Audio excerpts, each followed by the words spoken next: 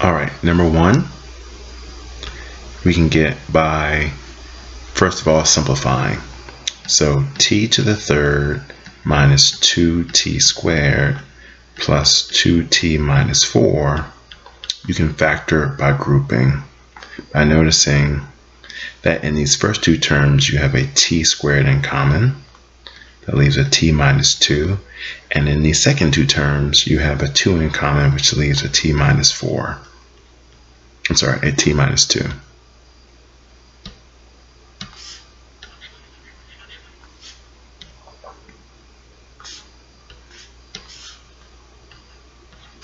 Then you'll recognize that both of these terms have t minus 2 in common, and so you can factor that out.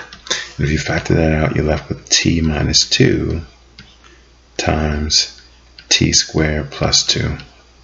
These are all equals. And so doing this factor by grouping allows us to really reduce this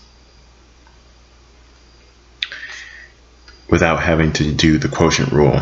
So this is going to be equal to, we just found out, t minus 2 times t squared plus 2 all over t squared plus 2, and then the t squared plus 2 cancels. This is really the derivative of t minus 2, and of course we know that is 1.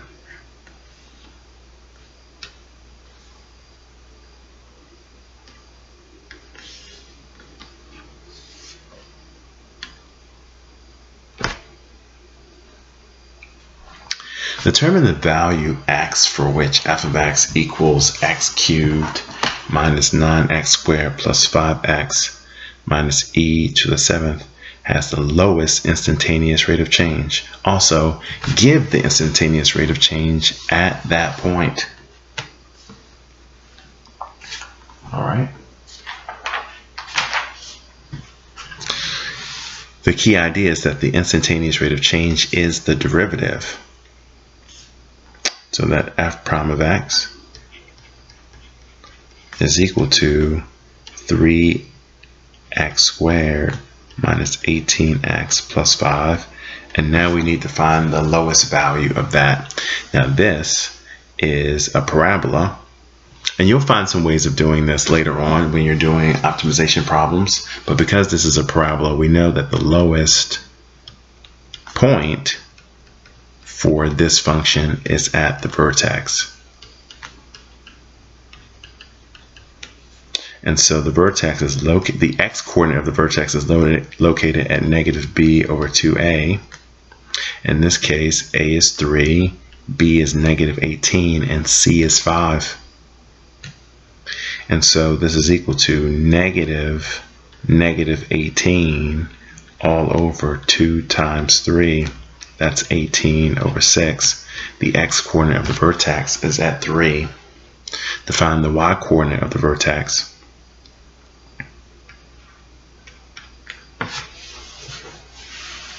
you would plug in the 3 into the function. 3 times 3 squared minus 18 times 3 plus 5. 27 minus 54 plus 5. 32 minus 54 is negative 22.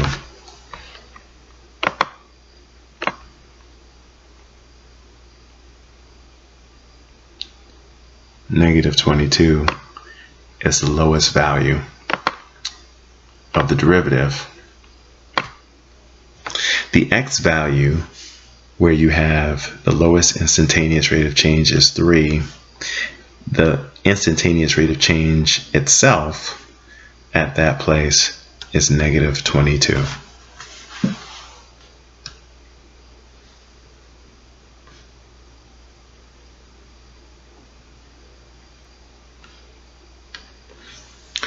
Two curves passing through the same point intersect perpendicularly if their tangent lines are perpendicular.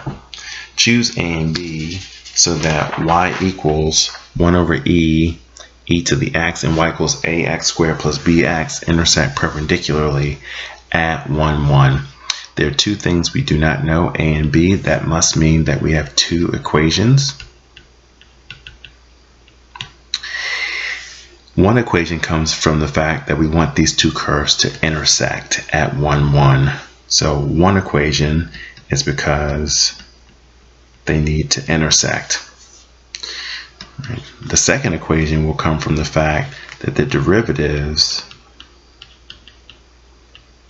the tangent lines have to be perpendicular, and so that the derivatives are negative reciprocals. Okay. And then once we have those two equations, we can solve for a and b. The two equations need to intersect at 1, 1. At 1, 1, you plug in 1 for x and 1 for y.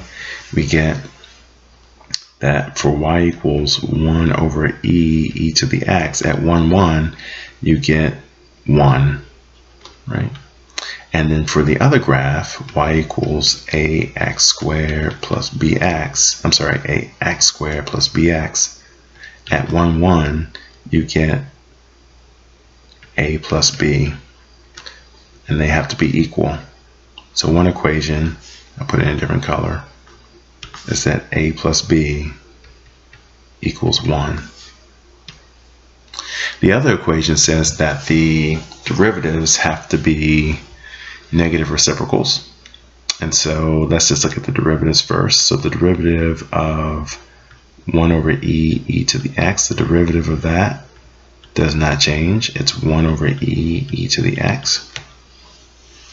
Right? And at x equals 1, that's 1 over e times e, which is 1. For y equals ax squared plus bx, the derivative is 2ax plus b. And at 1, when x is 1,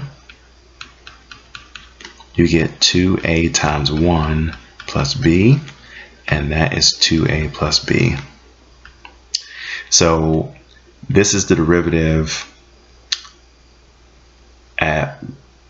of 1 over e to the x at 1. This is the derivative of y equals ax squared plus bx at 1. And so now they have to be negative reciprocals. And so 2a plus b should be equal to negative 1 over 1. Right? So to be negative reciprocals, if you flip 1 and change the sign, you should get the other one. So 2a plus b should be equal to negative 1. Now you could have written this as 1 is equal to minus 1 over 2a plus b, and you would have gotten the same thing, right? The equations are the same. The bottom line is you have one equation that says a plus b equals 1. The other equation says that 2a plus b equals negative 1. I've written them in this order because I intend to subtract these two equations using the elimination method. So we subtract these two equations. We intend to eliminate, in this case, the b variable. 2a minus a is a. b minus b cancels. Negative 1 minus 1 is negative 2. A is negative 2. And then plugging that back into here, negative 2 plus b equals 1. Adding 2 to both sides, b is 3. A is negative 2 and b is 3.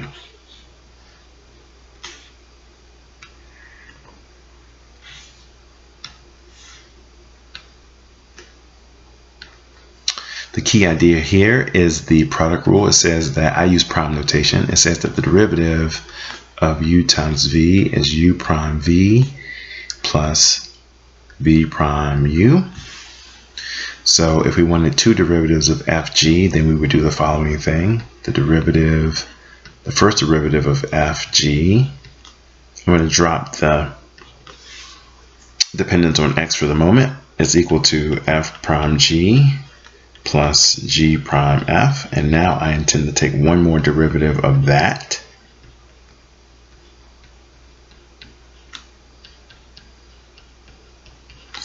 And that's going to be the derivative of, we'll just do them separately, f prime g, and then we'll add the derivative of g prime f, right? And so this is going to be equal to, this one is f double prime g plus f prime g prime. And so all it is the derivative of this times this plus this times the derivative of this. And then it's going to be plus the derivative of g is g double prime f plus g prime f prime. Okay. The derivative of g prime is g double prime times f plus the g prime times the derivative of f, which we're going to call f prime. We can put dependence on x back in if you want. So this is equal to f double prime of x, g, these two talk to each other, plus 2f prime of x, g prime of x, plus g double prime of x times f of x.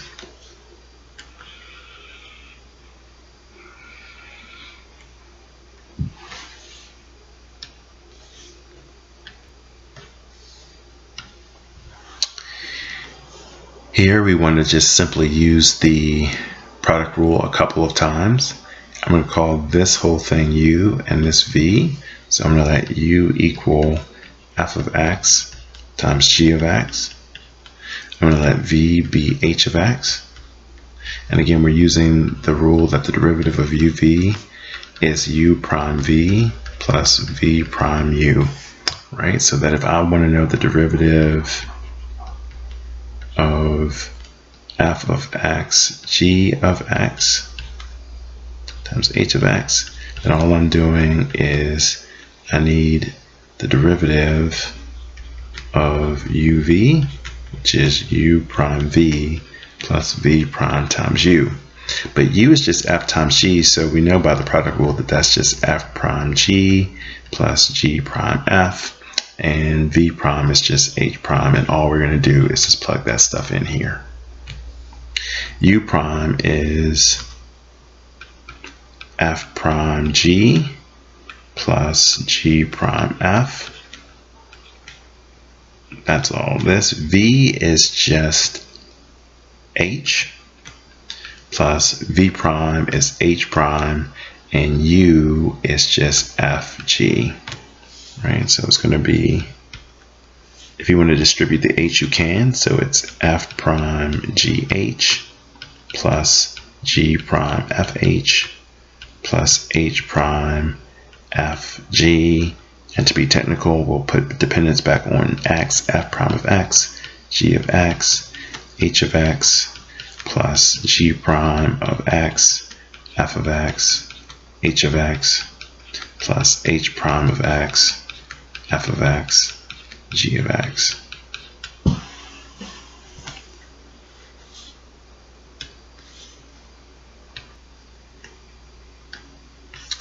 For this one, we just have to be very careful about keeping track of all the functions here.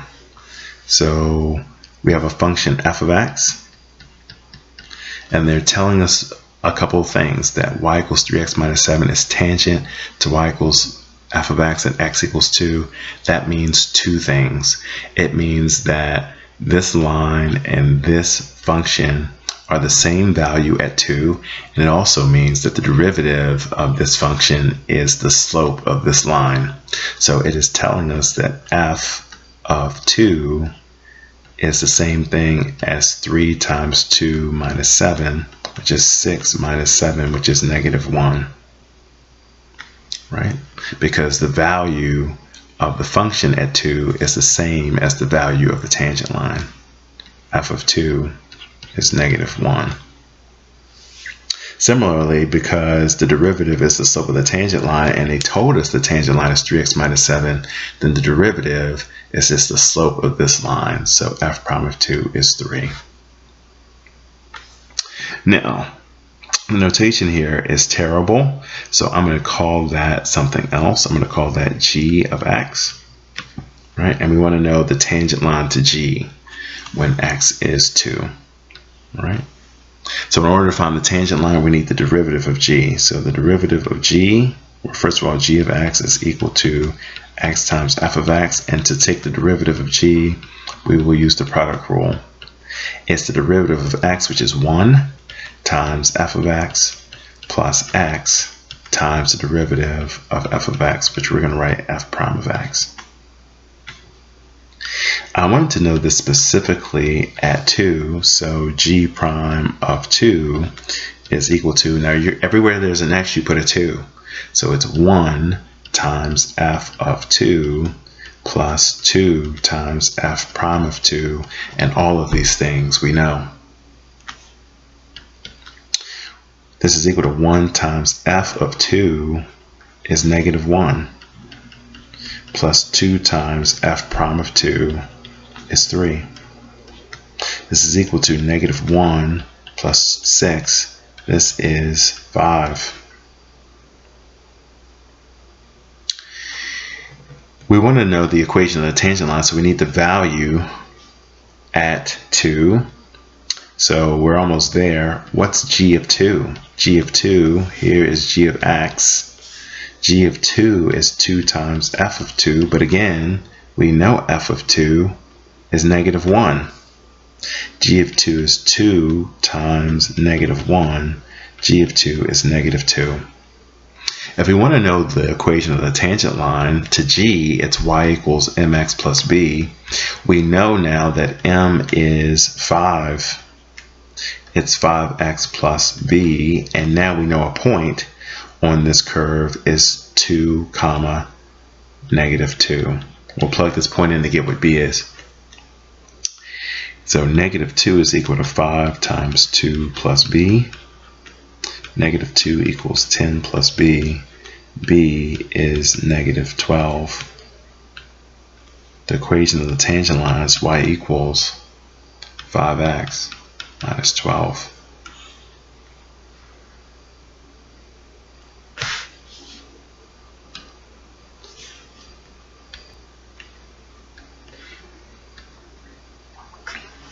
We're going to do something similar here for number 7. Given that y equals 51x minus 117 is tangent to this function at x equals 3, find the tangent line to y equals g of x at x equals 3. Again, I'm going to call this, let's call this h of x. Okay. And so we know that y equals 51x minus 117 is tangent to h, and so that tells us two things. That tells us that h of 3 is 51 times 3 minus 117, and that is 153 minus 117. H of 3 is 36. While we're here, oh no, well, let's do this one first. Okay, and then we also know that h prime of 3 is the slope of the tangent line, but they told us the tangent line was this, so h prime of 3 is 51. Since we know h of 3 is 36, we can quickly find out what g of 3 is as well.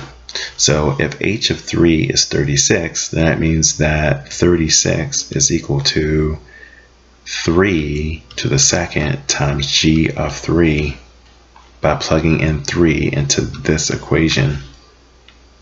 36 is equal to 9 times g of 3. Divide both sides by 9.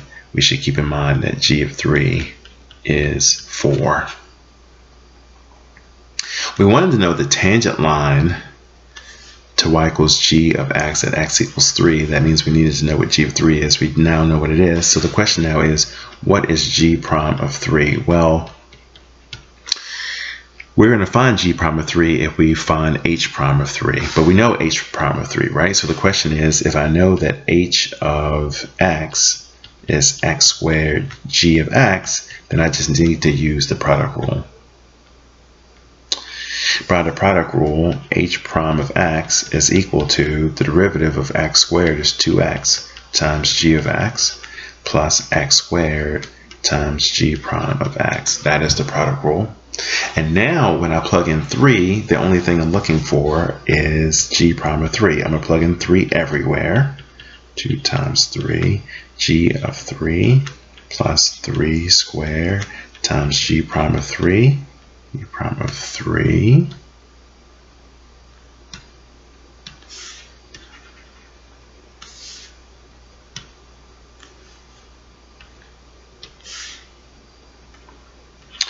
and we just might want to remember that we have everything except for this, and this is the thing we're looking for. Let's just go back. H prime of 3 is 51. 51 equals 2 times 3 is 6. G of 3 is 4.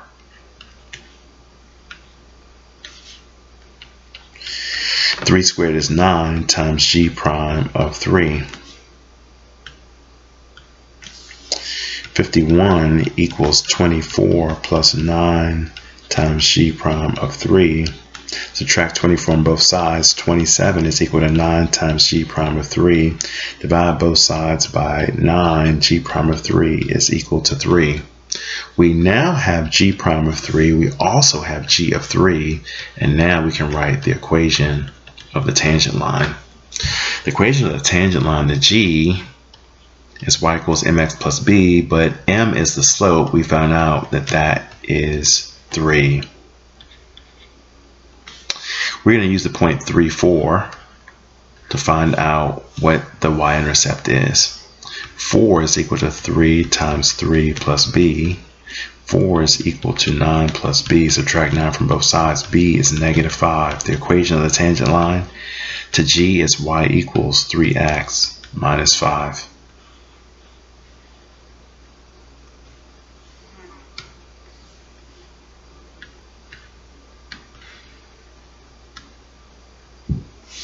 Again, yet a similar one. Let's just get all the information together. H of x is equal to f of x over x squared. They told us that h prime of 1 is 2. We'll keep that in mind. They also told us that f of 1 is 3. This can tell us immediately what h of 1 is, because when we plug in 1 for x, we get that h of 1 is f of 1 over 1 squared. We know that 1 squared is 1, so h of 1 is equal to f of 1, and we knew from this that f of 1 is 3, and therefore h of 1 is also 3.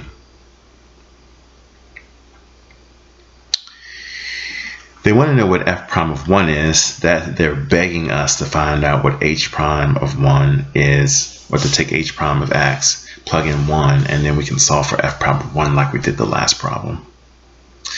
We're going to use the product rule to do this. The derivative of a function over another function is the bottom times the top prime minus, you just switch them, minus v prime u all over v squared.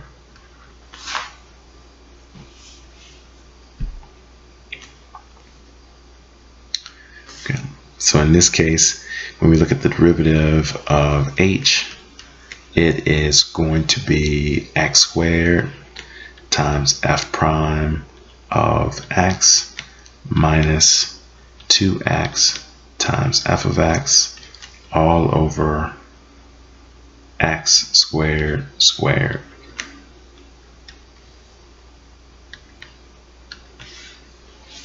We should have all these things when we plug in 1. H prime of 1 is equal to 1 squared times f prime of 1 minus 2 times 1 times f of 1 all over 1 squared squared.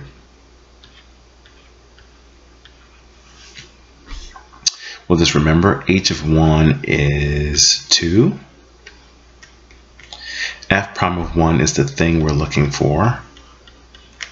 Minus 2 times f of 1 is 3. All over 1.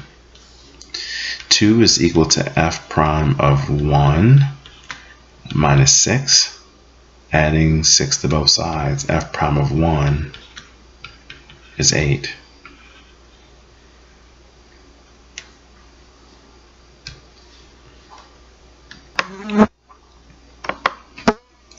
Newton's first law states that an object in motion tends to stay in motion. Suppose a particle is being moved along the curve y equals 8 plus 4e to the x minus 7x for x less than 0. All of a sudden at 0, the outside force stops acting on it, and now it just continues to fall on its current motion. The key idea is that if it's falling on its current motion, at that moment we're talking about the direction and the speed, and that means when we're talking about the direction and the speed, that means we're talking about it's moving along its tangent line.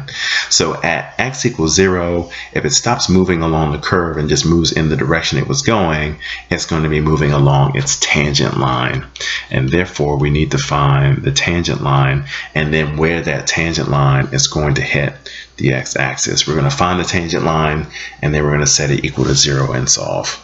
Of course, finding the tangent line means that we're going to need the derivative. The derivative of 8 is 0. The derivative of 4e to the x is 4e to the x. The derivative of negative 7x is negative 7.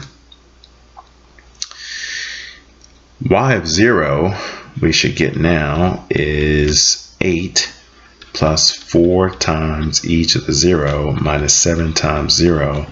Y of 0 is 12. We also want it to be tangent there, so that is going to be the y-intercept for our line. Y prime of 0 is 4e to the 0 minus 7. That's 4 minus 7. That is negative 3. And so we have the slope, we have the y-intercept. It's y equals mx plus b. We'll go the long way in doing this. We just found out that the slope was negative 3. It's y equals negative 3x plus b. At 0, you get 12. 12 equals negative 3 times 0 plus b. 12 is equal to b. The line is y equals negative 3x plus 12. The line, the point goes along this curve and then stops moving, hits this point, and then according to Newton's law of motion, travels along this line until it hits the x-axis at the point 4. You get that mathematically by going ahead and setting setting negative 3x plus 12 equal to 0 and solving, subtracting 12 on both sides. Minus 3x is equal to negative 12, dividing both sides by negative 3x is 4.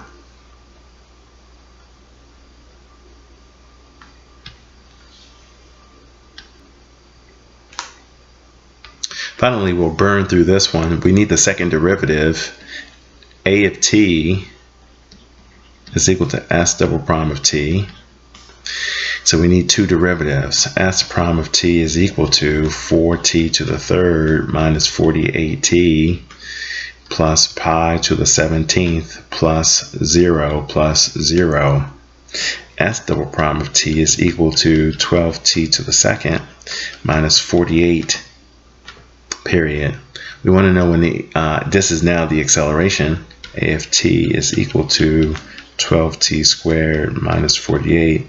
We want to know when that's 0. 12t squared minus 48 is equal to 0 means 12 times t squared minus 4 is equal to 0, which means that 12 times t minus 2 times t plus 2 is equal to 0, in which case t is equal to 2 or negative 2. We wanted all the values for which that's equal to 0, and there they are.